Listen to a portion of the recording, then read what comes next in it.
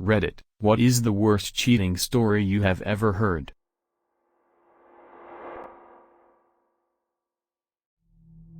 Someone I know is getting a divorce because her husband is having an affair with his 13-year-old cousin. Apparently the age thing isn't as big a deal, legally, in their location as the incest thing, but the whole situation is all sorts of fucked up.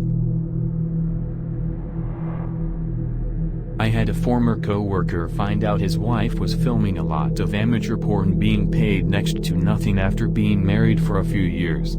He found out when he found one of her DVDs hidden in the house. He assumed it was a gift for his birthday in 2 weeks and watched it when she wasn't around.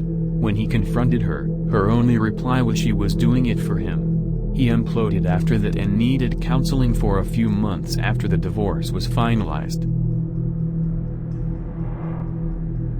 Dad had an affair while working overseas. Tells mom a year later. Makes her wait a week to tell the kids, so we're left wondering why mom is crying all the time. Dad promptly walks out right after the bomb is dropped, leaving kids and wife devastated. Don't hear from him for the next 4 months. Then proceeds to torment mother for the next year, making her believe they might salvage the relationship. Fast forward 3 years, brings woman from overseas and marries her in the courthouse without telling either of his children until 2 months afterwards. Meet my scumbag dad. My girlfriend of 5.5 years cheated on me while I was asleep in the next room, in our bed. I found out the next day. I remember her coming in to kiss me at some point in the night. I never had the stones to ask whether it was before or after. Okay, so this story is not as dramatic as the shit with cum brownies and shit. It is actually real though. We met when we were both young, we hit it off and get together. We moved to our homeland. I struggle with a new country, new language, getting a job and all that shit.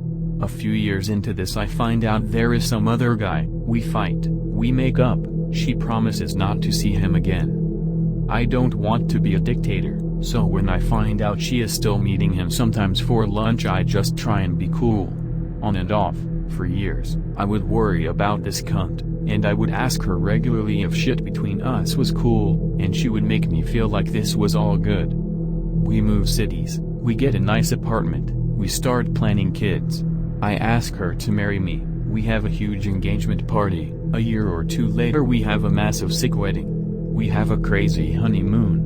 We start to pick dates on starting with a kid. We have a kid. A week ago I see yet another text from this dude, and I just snap. I go into uber detective mode, start cross-examining her, I pick out some details, I isolate her best friend and start getting shit out of her. My cunt wife lies every fucking minute, denying details, swearing shit to my face, but 10 minutes later admitting more shit. For 3 fucking weeks. Every night is a nightmare as I try to come to terms with whatever new shit she just admitted, and in the morning I would ask yet again, is that really it? And no, there was always more. In the end I just go to this fucking guy's house and he breaks down and tells me everything. They have been regular fuck buddies for 7 fucking years. During our engagement, wedding, right up to where we started to go for kids. DNA test is in the mail. This fucking cunt wife was banging him bareback, actually contracted genital warts off him and never thought to mention it. His partner this whole time also had no clue. My cunt wife fucked him in our own bed when I was away visiting family. An almost 15-year relationship down the fucking drain. I wouldn't even mind so much, but this guy is a big fat fucking mess. Gold to anyone who gives me some decent fucking advice right now. Not heard, but lived firsthand. I had been dating him for almost a year. Things were getting pretty serious and we had talked about moving in together. On a rare evening where I returned to my own apartment after an ironically awesome date night, I opened up the old laptop to find a MySpace. Hey, this was years ago, message from a girl I'd never met. Long message short, she's been sleeping with my boyfriend under the impression that we had an open relationship. She says that after looking at my MySpace page she had a feeling that was BS. She attached some of their email exchanges and it was clearly him. I called him to confront him, and after some brief denial he starts to cry and apologize. I tell him to kindly fuck off, throw the phone, and proceed to the kitchen to demolish a bottle of vodka. Fast forward half an hour or so and he shows up.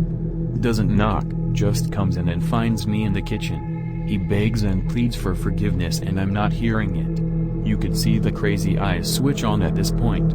He reaches behind me and grabs a chef's knife out of the block. Starts saying that he can't live without me, and that whatever happens to him at this point is on me if I refuse to take him back. I manage to stand my ground and he leaves, with my roommate's knife. She's still pissed. I call the police and while they're taking the report I get a suicide note via text message. I show it to the cop and they go on their way. About an hour later, we're talking 2 a.m. at this point. The cop comes back and says we found him. I don't know anything about his condition other than he's alive. Son of a bitch had slit his wrists and throat and drove him to the bay. He ended up fine. Admitted for a few days to the psych ward. Cue craziness and stalking for a while. He finally disappeared from my life for good in an unrelated incident when he was arrested for attempting to pay for sex with a minor. So, a couple at my high school had a big blowout fight. The girl decided to get revenge by going to a party, getting blind drunk, and blowing every willing guy there. Pics were circulated around the school.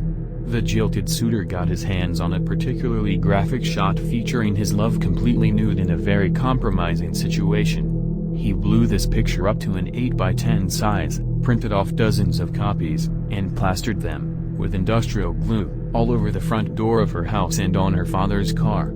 A friend who lived in her neighborhood recalls watching her poor father scrape these images off his house and vehicle. I'm extremely late to this party, but I'll share anyways. Brace yourselves, it's gonna be long. Met my ex while on a trip to Asia. Yes, I've got a thing for the Asian girls, and we met through a mutual friend, who lives here in Canada, and had a great time. I met her in Malaysia, and it was love at first sight for me. This girl was fucking stunning. We, 3 other girls were there also, hung out for 2 days, and while nothing happened, there was a lot of flirting. That should have been my first red flag, as her flirting was more like teasing. I'm telling you I would have bet anything that we were gonna hook up on those 2 days, but she was clearly not about to give it up. Frustrating to say the least. Anyways, I left pretty pissed that nothing happened between us. Let me stop right here and say that I would have been okay with that, if not for her constant, blatant flirting, and leading me on for 2 days. Like if nothing's gonna happen between us, then stop acting like that. To continue, later I was back in Canada, and her and I started talking on MSN.